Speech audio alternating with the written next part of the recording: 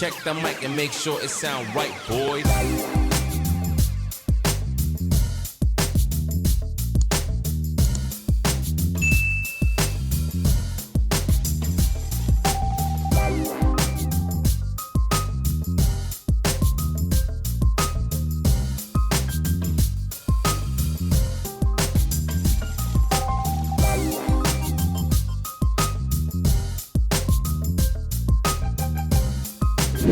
This machine, I got it into with two systems.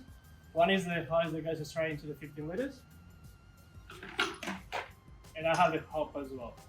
If you're doing something very small, like you miss a door and you're gonna do one door, something like that, and you don't have a pen hill to do just a quick touch up, you can use the hopper. You can use it for an emboss as well. It's a straight, very straightforward. You just unscrew these here, take the pipe off, screw this one on. Not much pressure to start the machine. In the priming position, this is the hose that comes for the hopper, and you can change it. It comes with another one there for the bucket. This is the same one because it's just a hose, so nothing other than that. So you just put it in prime, turn it on. You see, that's the water. The water is clean from the last time I cleaned it. They clean really easy. We clean it after. It's not hard to clean. So when you start seeing paint coming out of this, stop.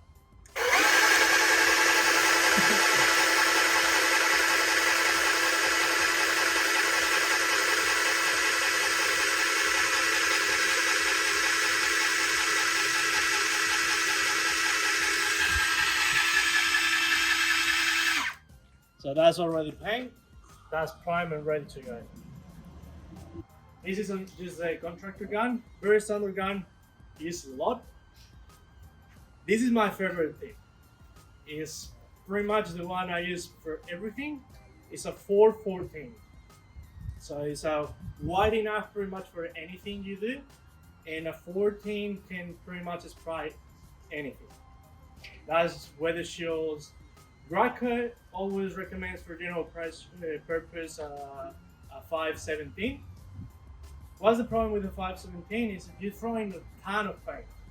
It's a big tip, it's a big orifice, and you're using a lot of paint. So if you have a lot of paint, you have less control. If you have less paint, you have more control. So this is my favorite. You can use whatever fit the job. If you're doing ceilings, don't use this, okay? If you're doing ceilings and you're doing a lot, you obviously use something bigger. But let's put it through anyway. Stop the machine. Start the machine, go from primer to spray,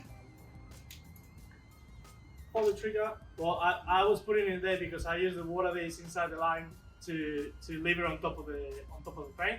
I said I was not gonna do it because it's your paint, but yeah, I just wait for the paint to come out.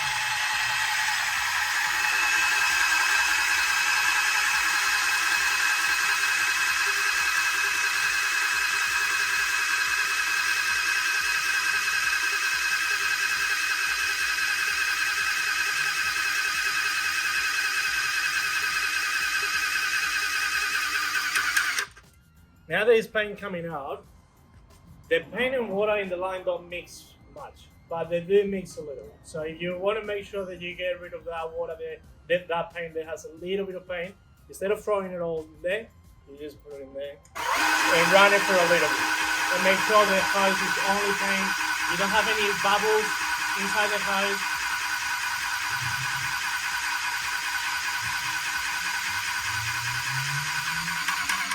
So that's done, and that's already building up a little bit of pressure.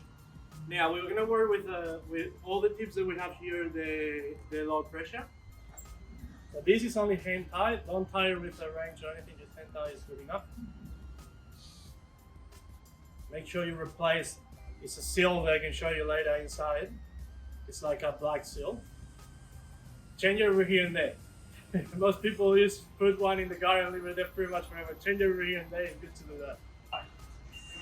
The overspray in this airless is not created the same as the air guns. Air guns have a lot of overspray because the air is the paint to create the paint in two panels, one there and one like that.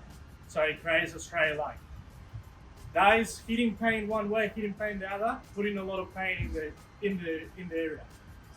This is all paint. It's no air at all. So all that comes out of here is paint already with the flame created by the tip. How the overspray comes on this case. If we have overspray, it's only for two reasons. One, you didn't hit the surface. If you try to paint my finger, the tip is obviously bigger than my finger. Whatever is not hitting my finger is overspray. The other way you generate overspray is by the paint hitting the surface and coming back. So it's very small particles of paint. It's like dust, very fine dust. Hits the surface and comes back. Guys in your room, everything, and generates overspray. You gotta try to keep it always as less as possible. If you're working outside, you don't want to overspray your neighbor's car or anything like that. If you work inside, you want to try to minimize what you're breathing as well, because it's not the best thing. So the best way to do that is use the right tip for the job. So if you're trying to paint my finger, don't use a 12 tip that is going to be like this wide. So use something according to the job that you're doing. And use the lowest pressure that is going to give you a decent finish. So, let's see. So, that's not good, eh? We need something better than that. So just start from low pressure. You don't need to start only with this little pressure. You can start with more. But always start with something that is on the lowest and not on the highest. So build it up a little bit. That's a bit better, but it's still inconsistent. Rank it up a little bit more.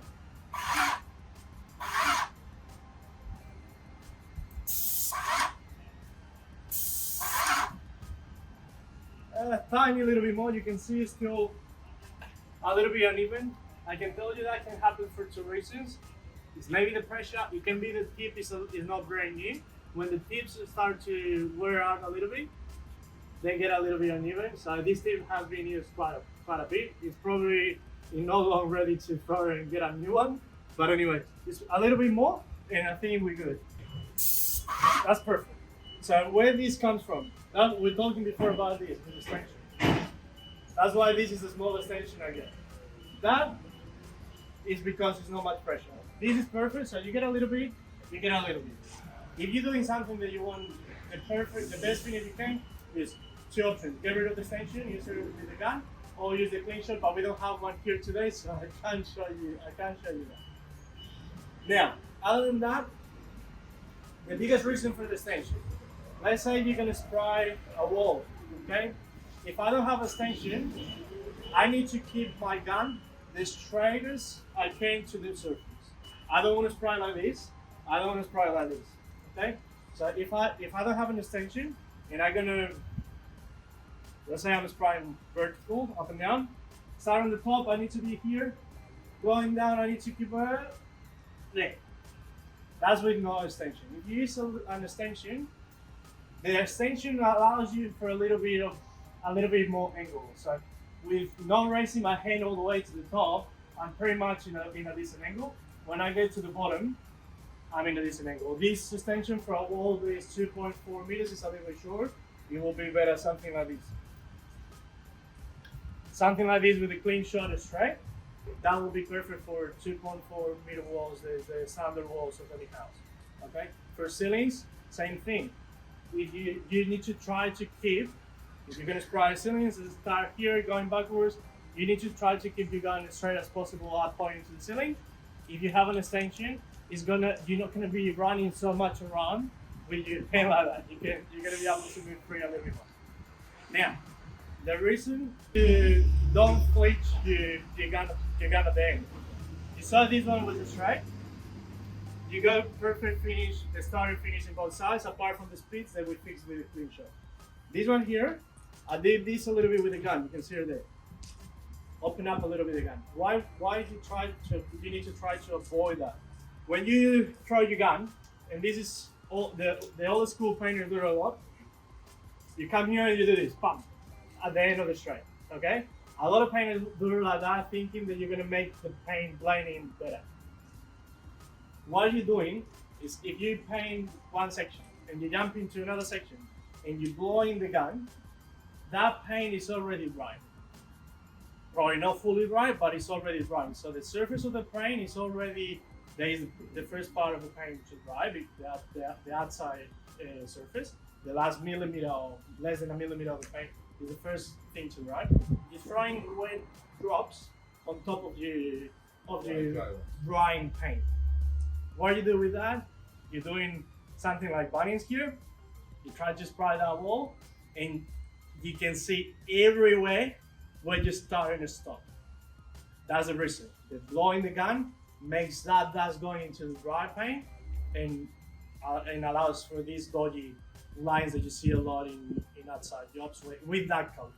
Okay, so that's why you try to keep your gun straight on both ends, start and stop. For the ones that haven't sprayed much, make sure you start moving your hand before you press the trigger and keep moving your hand after you release your trigger. Start moving your hand, press your trigger, keep moving your hand, release your trigger, and then stop moving your hand. It's just less than a second that you need to do that. It's just not to build, not to do this. So if you look at the paint, here is okay, but this here is like 4 coats of paint. Just for that second that I just press the trigger and then start moving. Okay, that creates areas that is gonna make the color change a lot, and it's gonna look worse of a finish. So if someone wants to try it, someone that hasn't sprayed wants to try it. Do you want to try it? Guys, this gun is set up for 4 fingers. I have 2 ways to hold the gun. This is for me. Anyone can hold it in different ways. I never hold the gun like this. It's inefficient. You don't have control of the gun. I hold the gun with 1 finger outside of the guard, 1 finger underneath the trigger, 2 fingers on the trigger.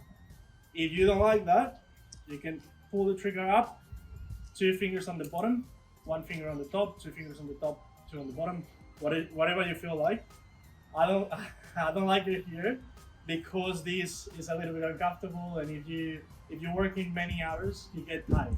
So for me, the most comfortable way is 1 finger out, 1 in, 2 on the trigger. You can do it as you feel comfortable, okay? Depends on your hands, so you use however you feel comfortable. Okay. Remove and after you put it. You want me to do one for you? Fine. Yeah. So. Yeah. Just be careful about it. Yeah. So you put your gun here. You put the gun here. Yep. Try to keep it straight. Now start moving. Start moving. First the trigger. If you see, look at this. Yes. This area. You see that's thick. So that means that you stop too long in there. Yeah. You need to move more. Okay. Here another one. It's not much room to fry here. Yeah, it's there when you used to.